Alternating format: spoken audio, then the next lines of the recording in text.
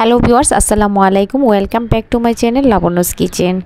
আজকে শীতের সবজি দিয়ে একটি পাকুড়া তৈরি করে দেখাবো। সন্ধ্যার সময় কিন্তু কিছু না কিছু খেতে আমাদের মন চায়, তো শীতকালীন সবজি দিয়ে পাকুড়াটা তৈরি করলে কেমন হয়, তাহলে চলুন দেখে আসি কিভাবে হেলদি একটা স্বাস্থ্যসম্মত পাকুড়া তৈরি করা যায় সবজি দিয়ে। তো এখানে আমি বিভিন্ন রকমের কয়েক প্রকারের সবজি নিয়েছি, গাজর এবং পেঁয়াজ পাতা, ফুলকপি, আর নিয়েছি বড় সাইজের আলু একটা দিয়েছি, এখানে 1.5 কাপের মতো আছে, আর বাঁধাকপিও আছে প্রায় 1 কাপের মতো। তো সব কিছু পরিমাণ মতো অল্প অল্প করে দিবেন, তাহলে কিন্তু সবজি পাকোড়াটা হয়ে যায়।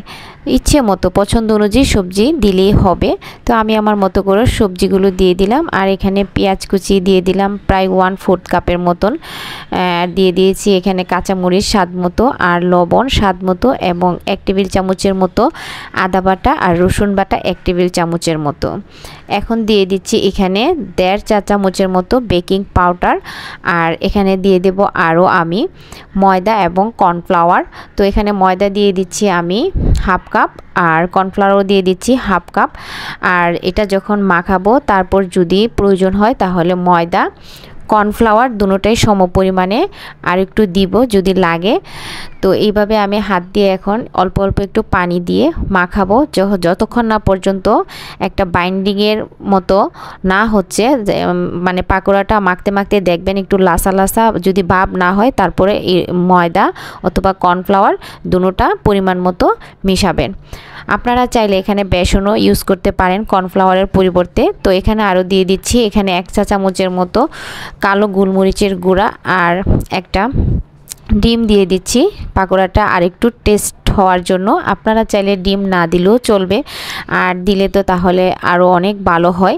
তো এখন আবারও সব কিছু একসাথে মাখিয়ে নিলাম। তো দেখুন এটা কিন্তু এখন পারফেক্ট বাইন্ডিংয়ের একটা শেপ হয়ে গেল, একটু লসা লসা হয়ে গেছে। তো এখন একটু 10 মিনিটের মতো রেস্টে রেখে অন্যদিকে আমি একটা ফ্রাইং প্যান বসিয়ে দিলাম চুলার মধ্যে।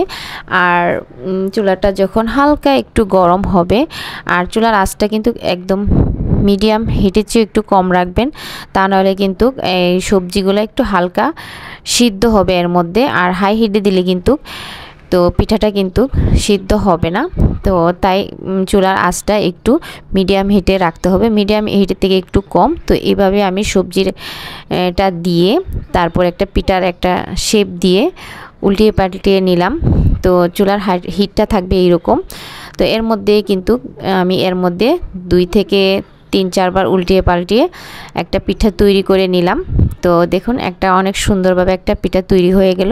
তো একইভাবে আরেকটি পিঠা আমি তৈরি করে নিচ্ছি। তো অল্প তেলের মধ্যে কিন্তু এই পিঠাগুলা খুব সুন্দরভাবে তৈরি করা যায়। আর শীতকালে কিন্তু অনেক সুন্দর সুন্দর সবজি বাজারে উঠেছে, আপনারা চাইলে আপনাদের পছন্দ অনুযায়ী সবজি দিয়ে এই পিঠাগুলা তৈরি করতে পারেন।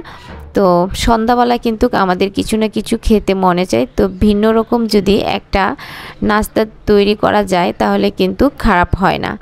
আর এই নাস্তাটা কিন্তু অনেক মজা, খুবই সুস্বাদু, একটা হেলদি, একটা মানে স্বাস্থ্যকর একটা পিঠা। তো চাইলে আপনারা এই রেসিপিটি তৈরি করে খেতে পারেন। তো সস দিয়ে খেলে আমার মনে হয় অনেক ভালো লাগে, আর এই পিঠাটা এমনিতেও আমার কাছে অনেক ভালো লেগেছে। যদি ভিডিওটি আপনাদের উপকার হয় তাহলে প্লিজ আমার চ্যানেলটা সাবস্ক্রাইব করার অনুরোধ রইল, আর পাশে থাকার অল বেল আইকনটিতে একটি করে ক্লিক করে রাখবেন, তাহলে ভিডিও আপলোড দেওয়ার সময় সবার আগে আপনারা পেয়ে যাবেন। যদি আমার ভিডিও আপনারা দেখতে চান, লাইক কমেন্ট শেয়ার করবেন, সেই সাথে আমার চ্যানেলটি সাবস্ক্রাইব করে রাখবেন। তো আল্লাহ হাফেজ, সবাই ভালো থাকবেন। আসসালামু আলাইকুম।